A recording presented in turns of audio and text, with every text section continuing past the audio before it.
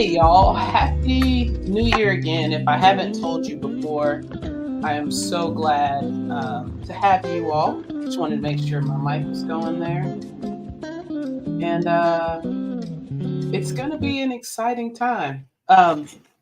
So with that being said, let's hop right in. And it's funny because I just want to make sure that I can actually hear myself. There we go. So today we're going to be talking about um, mastering hybrid leadership, right? Strategies for the digital age. This right here is going to, it's by far, if I'm being honest, it's probably not probably, it is absolutely my favorite topic to talk about. And I'll tell you why.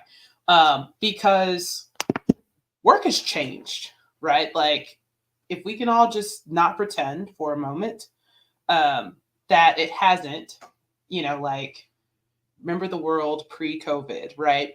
And what that actually looked like. And so now to be able to um, really think about and explore what that looks like today is is something I'm just really stoked about. And I think largely the one reason why I'm so excited about this topic in particular, if I'm being selfishly honest, it's because I am a technologist at heart, if you will. So that's part of the reason why I just get so excited about this topic, because with work changing, what we know to be true is that technology is going to play a part of all of this. And so before we hop in and dive in and talk about why we're covering this topic, I figured I would go over just a couple of things, some statistics as we think about really hybrid leadership and what that means and what that looks like today. So when we think about success, I think actually, if you watch last week's live was really good. And I'm not just saying that because I was teaching it. I was saying it because it is by far, it was a really good time to just kind of talk and share about how you set your vision for the year. And then we dove in and we played with AI a little bit to also talk about how we're going to be moving, how to set your vision. And so now we're talking about hybrid leadership. Okay. And what that means and what that sets for us. So before we even dive into some tips and strategies and things that you can talk about, let's talk about why I'm talking about this. Interesting statistics. Some of these are US based, so my apologies out of the gate, but here we go. 74% of US companies are using or plan to implement a permanent hybrid work model. 73%. 73% of US companies are using or plan to implement a hybrid work model. Now, we know this to be true because you're even seeing this where even if you have a physical location of brick and mortar, oftentimes what you would consider like your more professional roles, they are maybe not in an office, they're hybrid, right? So you could look, there's a local chain here, HEB, where, they're headquartered out of San Antonio. Not everybody's working in San Antonio, they're hybrid, right? And then you have your actual physical stores, right? So you're seeing more of this. 55% of employees express a preference for working remotely at least 3 days a week. Now, here's why I found that statistic hilarious. When it's because it said at least 3, and just so you know, just give me a moment here. I'm pulling up LinkedIn because sometimes for whatever reason, when I write stuff, I can't always do everything from the tool I am using. 55% of employees express a preference for working remotely at least 3 days a week, which I find interesting because the trend right now, what you're seeing a lot of tech companies is requiring team members to come in 3 days a week. And so that's a very interesting perspective where companies are saying, hey, we want you in 3 days a week. And employees are like, I want to stay home 3 days a week. And so it's going to be interesting to see where all of this starts to pan out, not just, we're definitely in the post-pandemic era, but like how work is going to continue to evolve over time, right? And for those of you all who are watching on LinkedIn, who are watching via Facebook, if you're watching via YouTube, hey, if you're just now joining me, this is your first time joining me as I am going live. One of the cool things about the technology that I use is if you put something in the comments, such as a question or a reaction, don't be afraid. I actually can see it all and manage it all. And so I always want to make these as interactive as possible. Okay, now let's dive back in. Next statistic, 59% of employees are more likely to choose an employer that offers remote work opportunities. 59%. So now you're looking, and I personally think that that number is going to increase as you get more of Gen Z into the workforce. We're still new with Gen Z. Gen Zs right now have probably been in the workforce. We started to see the older, it's crazy we're saying that. We're starting to see the older Gen Zs enter the workforce probably about 2 years ago, 2 to 3 years ago, pretty much on the back end of COVID. They're coming into the workforce, right? And so that was 50. So they're saying 59%, 59% of employees will only choose or want to choose an organization that offers hybrid as a work model, right? 59%. So if you are looking at, hey, my organization is aging, you've got to be looking at how you lead in a hybrid environment. How do you create culture in a hybrid environment that you don't have culture erosion in the process, right? Now, 63% of high growth companies have implemented hybrid work models, which basically means that any organization now that typically is starting, growing, and scaling has started with hybrid. They weren't a pre-hybrid method. They came in, boom, straight into the game, right? I'm telling you all these statistics because, as we talk about leadership or managing hybrid work environments, it is imperative that we understand really where we're going. Very rarely is a company going to, actually, I won't say very rarely. I think where we are now is we have 4 generations in the workforce, right? And we have generations that only knew on-site work, 100% on-site prior to COVID. That's the leadership. That's what that looked like. Everything, okay? That's all they knew. COVID hits, now you're 100% remote. And then now you've got a generation of workers who are saying, hey, we want to go back to what was pre-COVID. So let's be very clear. That is probably not going to happen unless you are in a service industry. I don't see that happening, right? And then you've got people who are kind of in between, right? So you had people who were already working in environments where people were remote. Typically, they had a hefty remote work environment already in place. Cool, perfect, right? And now you've got an entire generation, Gen Z's coming into the workforce, where some of them, all they know is remote. Never step foot in an office. This is the landscape. So when we talk about leadership principles, when we talk about how to manage team effectively for performance, this is necessary. It's a necessary conversation because you've got to figure it out as we're going along.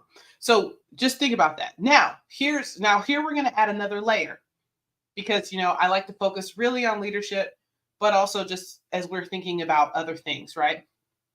Y'all, I'm telling y'all, my camera is like slightly off center and it's bugging me. Ugh, okay, there we go. And now you can see my heater, but it's all good. Okay, so now let's take a look at it. We've got 4 generations in the workforce. We now have the latest generation that's coming in. Some of them only know hybrid or remote, right?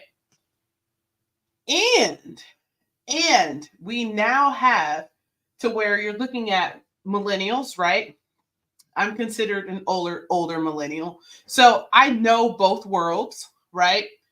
But as millennials move and grow into leadership positions, senior leadership positions, you have Gen Zs who are looking to start to probably in the next year or two, depending on how fast your company is growing, moving into leadership roles. And so now you also have an entire generation that does not know what it's like to lead people in person, and they've got to figure out how to do it hybrid. And it could very well be highly likely that the person who was mentoring them learned and got their chops and learned to cut their chops as a leader in person. These are the dynamics of the workforce. So, when I chose this topic, I was like, I know I've kind of talked about it here or there, but I think it's important to continue to talk about how to lead successfully in a hybrid environment, because this is where culture is bred. This is where culture is bred. All right. So if you're joining me, make sure you say hey in the chat. Don't be shy. I know y'all are watching because I can see your numbers. Not like that sounded really creepy, y'all. I can see how many people are watching. Please drop in, say hey. Be sure to ask any questions if you have questions. All right. So let's hop in. Let's hop in right out of the gate. Okay. So very first question that I got here for us. This one's really good. First question is, what are the characteristics of an effective hybrid leader in today's digital age? What are the characteristics of an effective hybrid leader in today's digital age? It's a great question. So when we think about what are the factors that make a great leader, there are times where I would say some of these things make you a great leader, period.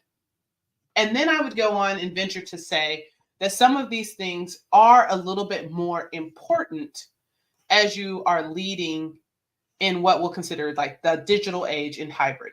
Okay. So couple things. Let's talk about the blanket things, right? Effective leadership in hybrid environment: adaptable, empathetic, tech savvy, and skilled in inclusive communication. I would say those four are probably high on my list. Now, why is this important? Let's talk through them. Adaptable. Every leader should learn to be adaptable. If you're a leader, you already know that you have to learn to be adaptable. Let's talk about what I called, we even talked about it a little bit, maybe last week. I think it was last week. Soft skills, right? Empathy, and creating inclusive communication and inclusive conversation. These two pieces of the puzzle, I think I've seen leaders in the marketplace when I've been out coaching leaders and helping leaders struggle the most. And it's not that they're not empathetic. I do think that what happens is the amount of time you spend together when you're in an office every day is drastically lower than you do in a hybrid environment. And so you've got to figure out how to build relationships so that empathy becomes the default. And I think a lot of times it's very easy to become detached when all you're seeing all the time is like, right? Like just like you all are watching me here from the screen, it's easy to start to sometimes become very detached from it. And so you have to be very, very, very diligent in always deploying empathy in the digital age. And so how do you do that?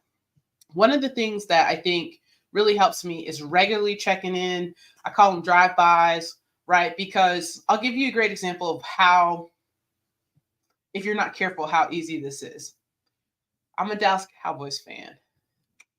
We'll say our prayers to make it out the first round, okay? And there are a lot of people who are fanatic about a lot of sports teams, or you're fanatic about somebody who you see on TV. Now, what happens is when you are watching and engaging in that environment, when I'm watching the game and I'm like, oh, like, like all of the things that are happening, there's a level of disconnect because I'm not connected. I don't have any personal connections with any of the Dallas Cowboys, right? I don't have any personal connections to the people or that I see on TV, right? And so there can be a disconnect because there's distance. And so as leaders, we've got to figure out, in order to deploy empathy the way that we need to, you've got to shorten the distance virtually between you and your team members.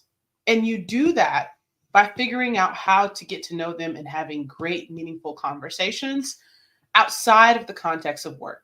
Now, I get it. Not everybody wants to talk about personal stuff at work, but But you got to figure out, hey, how do I engage with this person? Understand what their interests are, what gets them excited, where are they struggling. These are things that you have to figure out how to make time for.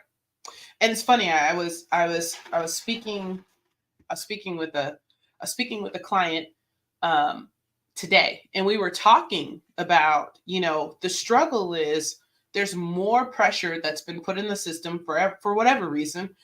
For some organizations, they struggle just a bit. Sorry, y'all. I'm trying to. All the things are there. They struggle just a bit in trying to get people to understand how to build relationships with their team, right? And whether that spans and layers, which means the teams are getting bigger, and so they're trying to figure out how to make time, or they are in these hybrid roles where they're individual contributors, and so they have an astronomical amount of individual work that they're doing on top of leading the team as well. And so you run into competing priorities. And I talk a lot about this, even when I did my survey. The number one struggle of leaders, I had almost 90 leaders take that survey. The number one issue with leaders was competing priorities, managing priorities. Number one.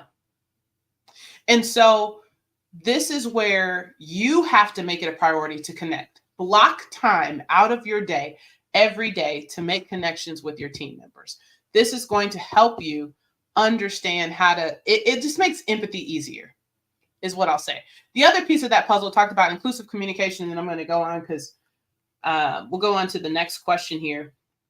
But when we talk about inclusive communication, the more time you spend with them, the more you understand, and then that inclusive communication starts to come in, making sure that you're being mindful of how work is going. And it's funny because I watched a video. Man, it might have been yesterday or Sunday, and I watched a video and it talked about the prediction is that most work can technically be done asynchronously, which is very interesting, right? When we look at the future of work and what that looks like, asynchronously, right? Meaning I don't have to be working at the same time you're working to get my work done, or we can work in a way or in a manner that we don't necessarily have to be doing the same exact thing and logging in and working. Not all industries can do that, but a lot of work can happen asynchronously if there are hard deadlines and you're managing the work. Now, tech savvy, that's the last little strategic thing we talk about in terms of characteristics of a successful hybrid leader. Tech savviness. Oh, I just muted myself. Okay, there we go. Okay, let's talk tech savviness. When you think about tech savvy, if you are a leader today, if you are an aspiring leader today, and I'm going to get on my soapbox, and you are not comfortable and confident and becoming more competent in your technology skills, you need to figure out how to do that. You are now moving through an era where you're going to start to encounter more and more employees who are digitally native. I'll give you a great example. I was talking to my daughter, and she had said something about a coat. Oh, we were talking about coat. I said, hey. I was like, she's like, oh, I don't want to wear a coat to school. I was like, why? Just put it in your locker. She's like, I don't have a locker. Like, y'all don't have lockers? Why don't y'all have lockers? And then it dawned on me, they don't have books. They don't have books. Everything is done on their Chromebook. They don't have books.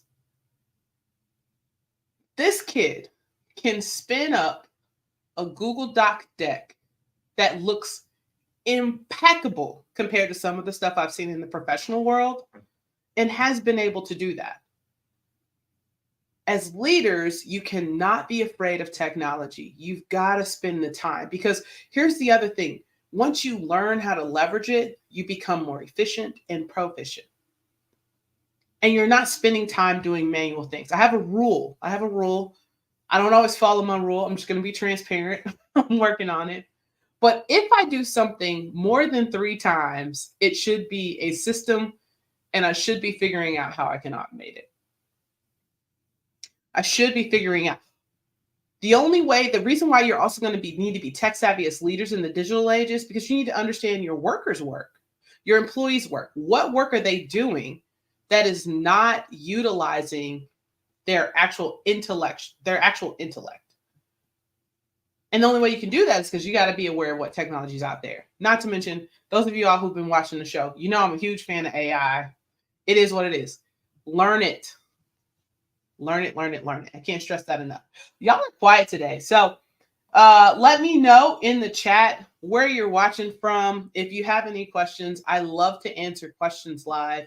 So just make sure that if you have a question that you ask it, because I want to be able to answer them live. That's why I do these AMAs with LCJ. This next question is also important question to be able to be effective as a leader. Okay. Now, y'all, it's so funny. If you guys think I'm like a little bit on the struggle bus today, I am slightly. I've been in data all morning, and so like I've been on the other side of my brain, and so it's taken me a while to hop back over to this side because I've been in the analytical side all morning. All right, next question. How can leaders balance the dynamics between remote and an in-person team? So the question is, how can leaders balance the dynamics between remote and in-person team members? This is a tough one. So for those of you who don't know, there is a running phenomenon called proximity bias.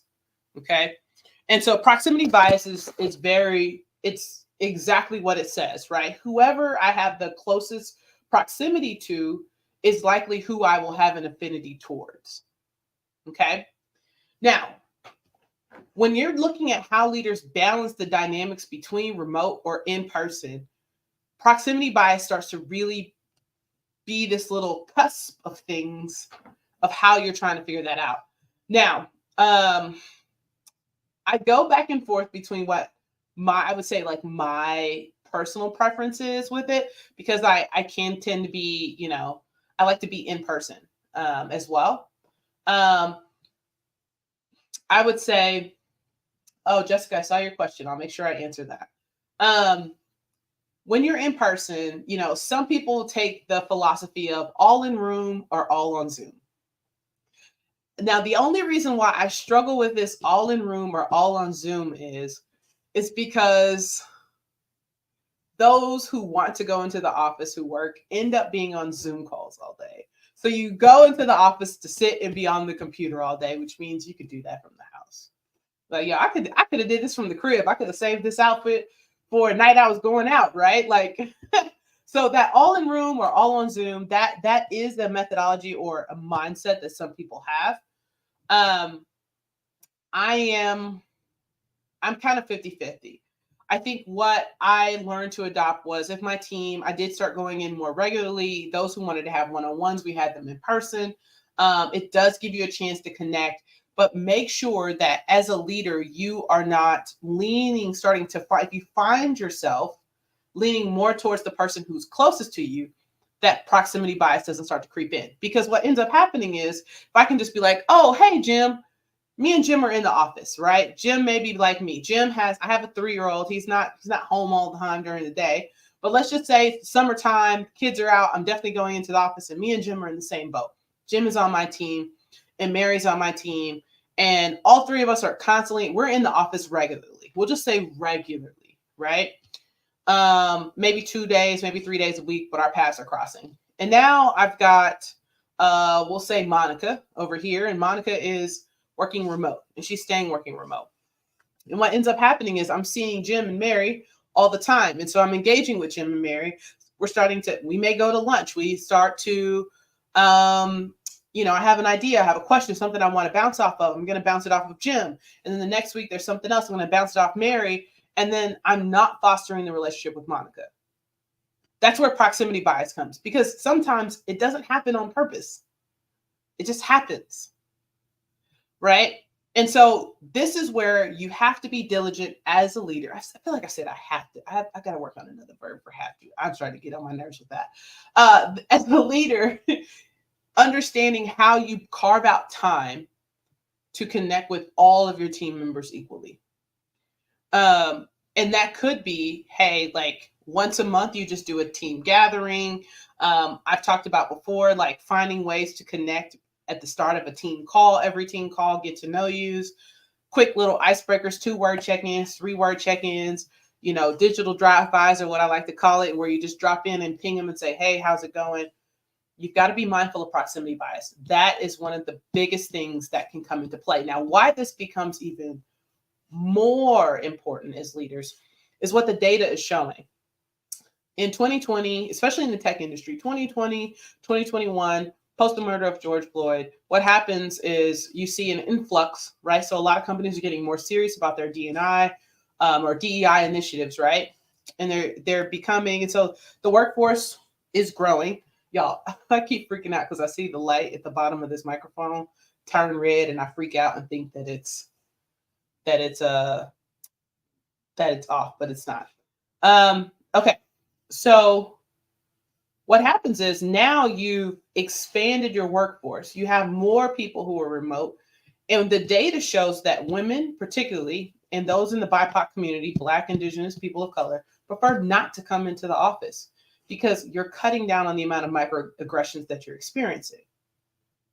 So now proximity bias has another implication because the groups that you were making sure to try to create and figure out how to create and expand your to have a more diverse work environment, work culture, inclusive culture becomes more complex when you start to see that women and BIPOC people in the BIPOC community are coming into the office less. So you got to look at the data because the data never lies. So year over year, you've got to go in, look at the data and say, hey, what are the promotion rates of those who are coming in versus those who are not? What is the ENPS score? Some people say ESAT, right? Like how engaged are those team members? How satisfied are those who come in and those who don't? Understanding what that data looks like across those different demographics so that you can be sure that you know that your culture is still intact. That's how you're going to be able to do that. Okay. And then I have I'll answer Jessica's question, and then after that, I will hop into another question. If you have a question and you're watching, just let me know, drop them in, and I'll answer. All right, so regarding technology, if you have individuals on your team that are strong in technology, is it still important for me to be just as strong or knowledgeable? Great question. Okay, so let's answer this question. If you have someone on your team who is strong and knowledgeable in tech, it's important for you to be just as strong or knowledgeable. As a leader, I would say no. You don't have to be as strong or knowledgeable because sometimes that's not necessarily your gifting or kind of like what you have a knack for. But I think it's important. It's not necessarily being strong more than it is to be knowledgeable and aware. I'll give you a great example. Any team I was on, I was an early adopter. Early adopter. I love technology. I was the early adopter to Teams. I was the early adopter to all the things. I love technology. There's probably not anyone I've worked for who is more tech savvy than me. So in these cases, however, I always made sure, what I will say is all the leaders that I've had allowed me to explore technology as a solution to my job or role and the team as a whole. So the question I would ask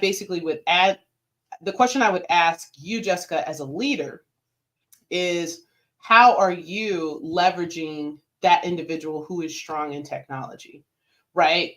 It may be coming in and saying, hey, maybe it's once a month, once a quarter, you're checking in and saying, hey, you're strong in this. Are we doing things as efficiently as we could?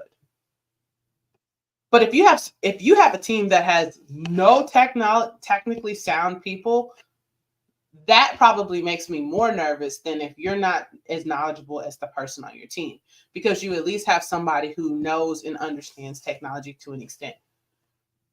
That would kind of be my answer. I was typically the tech person on a broader team that people would go with, but that's largely just because I have a knack for technology, if you will, and I can read it, learn it, and understand it in like faster than most people. But I would say it's not about being strong; it's about being knowledgeable as a leader. Knowledgeable and aware is probably the first step that I would say for any leader, because you just don't know what you're missing out on. Like, because remember, work is not a place; it's an outcome.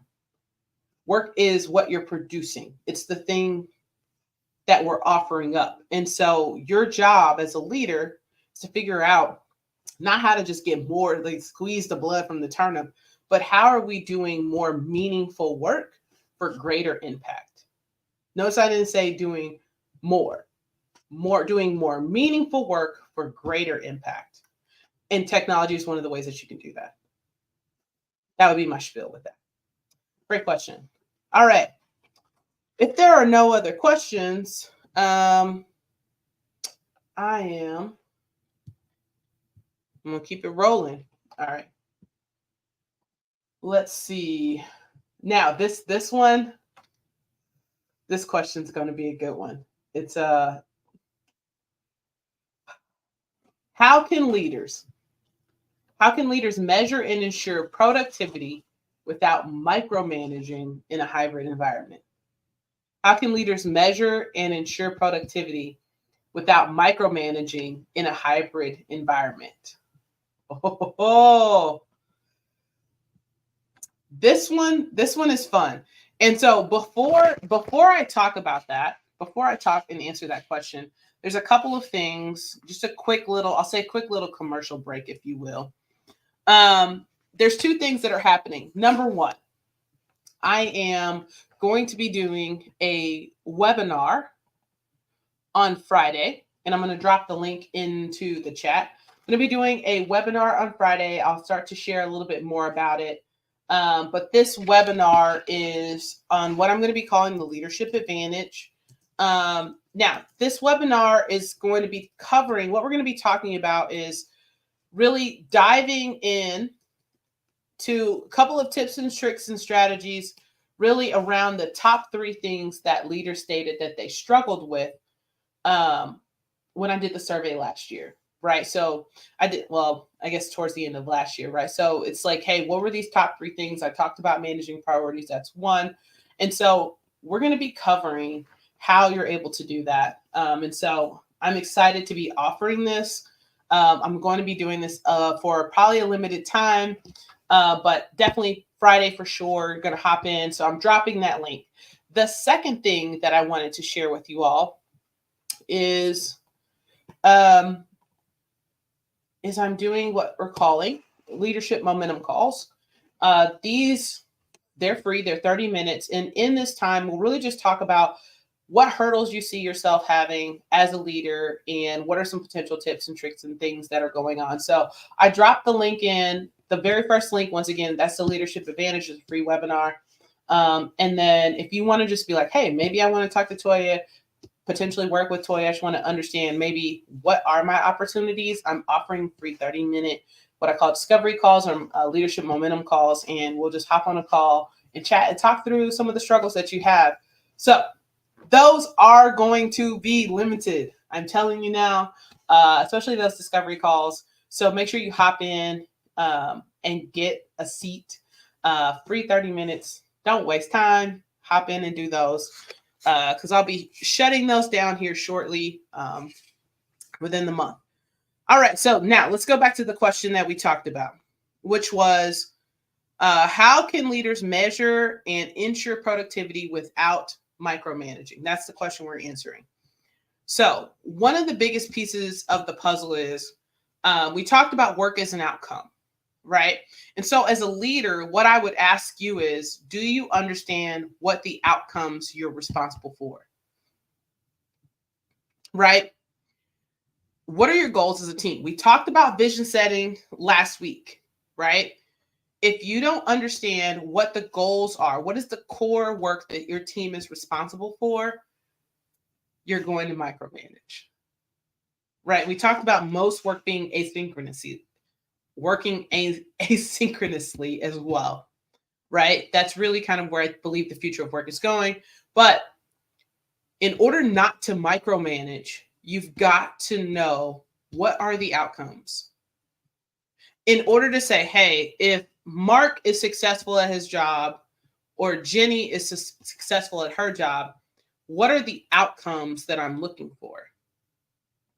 And this is also, I think, how not only does it help you not micromanage in a hybrid environment, but I think it also helps you make sure that the main things stay the main things.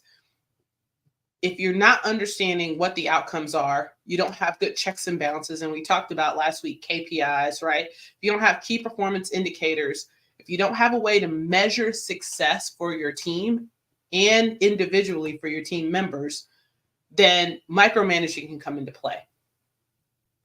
And a way that you can look at this is when we talk about focusing on outcome-based management, it could be, did this project go out on time? Not just did this project get completed? Yes, it got completed.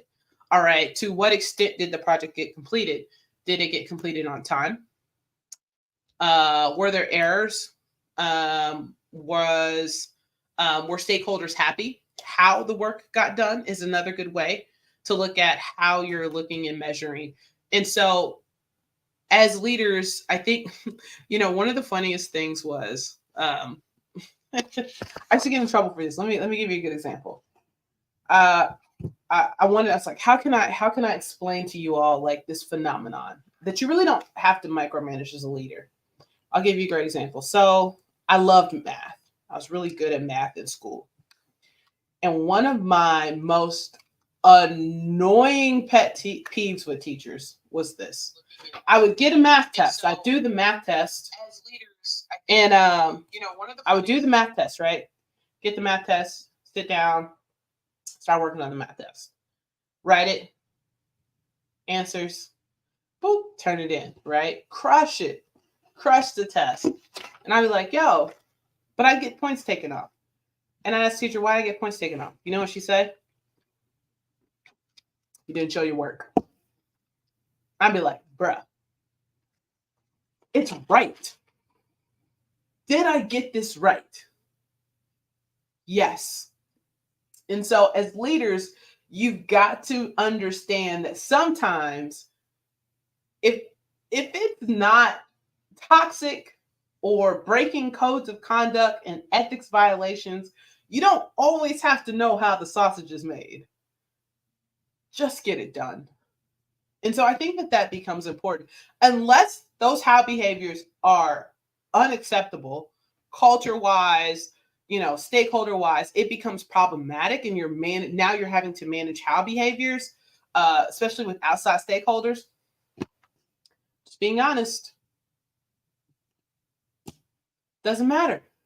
And I think in order to not micromanage as leaders, this is what we've got to remember, right? Got to remember that. You don't always have to know. They don't always have to show their work. Get the work done. Now, here's where I am. If they do the work and I get the work, and remember, outcome-based, so you're not micromanaging everything. Just because you can't see it didn't mean the work didn't happen, right? You've gotten the outcome. You've gotten the finished product in your hands. The question then becomes, okay, great. I've got the finished product in my hands. It's here. Thank you. If I ask you a question about said finished product, I expect for you to be able to answer said questions about the finished product. And that's how you, it's funny because some people say like trust but verify, right? Trust but verify. That's where that idea can come from, right? All right. Good stuff. Good stuff. All right. Let's toss in another question. If I don't have any questions from the audience, I'm checking no questions from the audience. Remember, please feel free to ask me questions and comment. I will see them all, and I'd love to be able to answer any questions you have around hybrid leadership. All right, let's see. Going through, I've got like literally 2 sets of notes over here.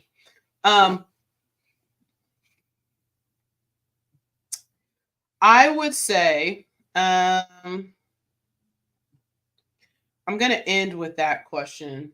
I'm sorry, y'all. I had like quite a few, and then I'm like looking at the timing, so I just want to make sure that everything is tight. All right. One of the things I wanted to do was one of the questions that was on here is, can I provide an example of hybrid leadership? Can I provide an example of hybrid leadership? So I wanted to give an example of successful hybrid leadership. When I think about successful hybrid leadership, I'm going to go back to James Clear. And James Clear, you guys know I love the quote, you don't rise to the level of your goals, you fall to the level of your systems. So when I think about examples of successful hybrid leadership, I think about what systems do you have in place to check in on the team members, but also to check in on the work. So a really great example is, like, for example, I really like this one. A company implemented what they call a virtual open door policy, which basically allows team members to schedule quick informal chats with their leaders, kind of bridging the gap between remote and in-office employees. So that's kind of like, hey, just so you know, we have a virtual open door policy, just the same as a regular open door policy. But I will say successful hybrid leadership, what that looks like for me was putting in those systems in place. What systems do you have to check in with your team members week after week, month after month, quarter over quarter? What systems do you have in place to build culture? If I were to come and coach you, right? If I were to sit down and we were to have a coaching conversation, and I would say, hey, okay, great, tell me about your team. And we would go down the line for each member of your team. And I would ask you information about each member of your team. I'm probably paying attention to what you say about each team member, how you're saying it, and to the degree in which you know each team member and what they do. Right? Those are the things that I'm looking and listening for. And so think about it. Ask yourself, hey, if my senior leader sat down and asked me how each one of my team members were doing, could I tell them what their strengths were, what their opportunities were, and what they're working on? It's a good example, right? You've got to figure that system out to be successful, not just in leadership, but I would say you have to be more diligent when you have a hybrid team and you're managing those who are on-site and off-site, or a combination of both. All right. Next question. Next thing that I would say is, if we were sitting down, we're talking about what successful hybrid leadership looks like, and I'm sitting down and I'm coaching you, probably the other question I would say is, hey, how are you building culture? How are you building culture? Do you have a plan for how you're going to build a culture? You've got half your team here. You've got half your team here. You're coming into the office. These people aren't coming into the office. These people can't come into the office, right? Because maybe they live too far. So my question would be, okay, great. What do you have in place? What do you have in place to build culture for your team? If you do not have an answer for this question, you've got work to do. This is what successful leadership looks like in general. I say it all the time. Hope is not a strategy. Hope is not a strategy. You can't show up and then have meetings and then have one-on-ones and team meetings and check the work and have project updates and all of these good things, right? You're doing all of these things and then still, right? And still don't have a legit strategy in place for how you're going to move from point A to point B. You've got to be just as intentional about it. If you don't have a plan for success for your culture, but you have a plan for your work, your strategy for your work, Peter Drucker said it last week, y'all. Culture eats strategy for breakfast. Culture eats strategy for breakfast. You've got to have a strategy for both. So especially when you're hybrid, you've got to know how you're going to connect and when you're going to connect. And it doesn't have to be an elaborate plan, y'all. It's just put the time in your calendar. Just block the time in your calendar and go from there. All right. Hope that helped. Hope that helped somebody. Let me know if you have any more questions. Those of you all who are watching on LinkedIn, if you're watching on LinkedIn, YouTube, Facebook, first of all, once again, thank you so much for watching. I appreciate it. And I'm not seeing any more questions come in, so I'm going to drop in another question and then we'll skedaddle out of here today. I think I am still an analytical brain today. All right. The last question, we're going to end with this question because I think it's good.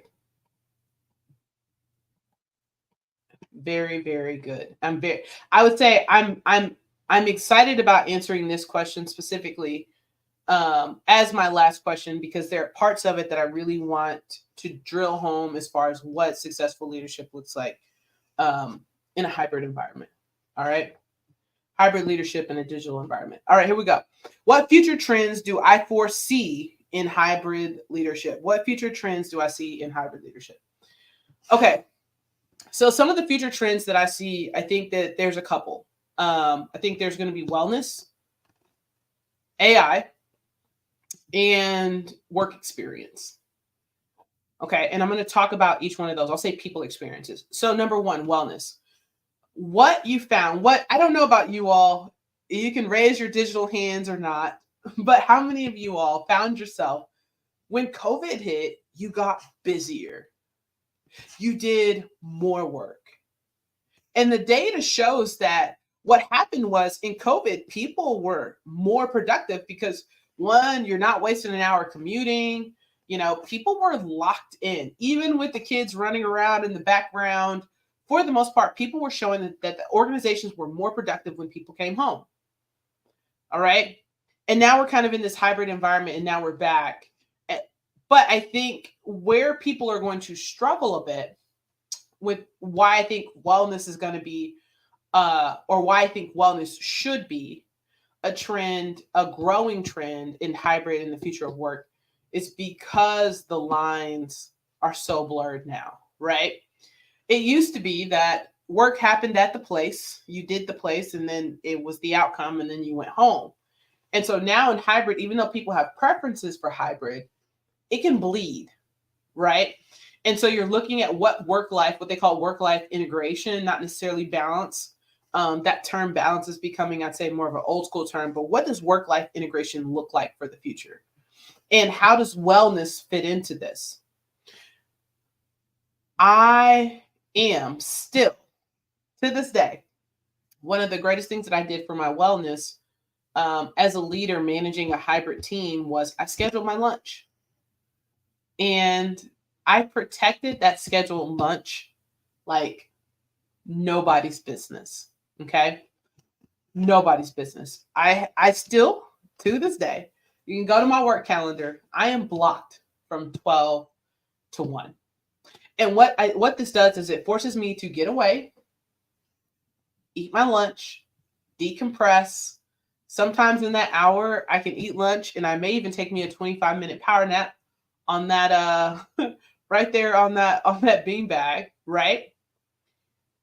And I power up and I reset. And so I think wellness becomes really important. You also I think some people are taking vacations less, or they're running errands and taking less time off because you have the fluidity of work. So I think wellness is going to be a very important trend that we're going to have to continue to foster. The other thing I'll say about wellness that I think is really, really important, which is community. And I think wellness is attached to community as well. And so it's going to be important for organizations as they're looking at wellness that treating community is important. Because let's just say I'm here in Austin and the company that I work for is HQ'd in Seattle, right? I need community. If I'm in Austin and 60% of the workforce is there, and let's just say most of my team is there in HQ, I've got to figure out how to have a sense of community. I have sense of community with church and within my neighborhood, but you still need sense of community in your job. And so that, I believe, is a part of wellness. When you have people who are in employee resource groups, or business resource groups, whatever, affinity groups, however, whatever your company calls them, there's where that community lies. And I think that those groups need to be part of the conversation around community and wellness as well, for in a remote or hybrid environment. So that was number one.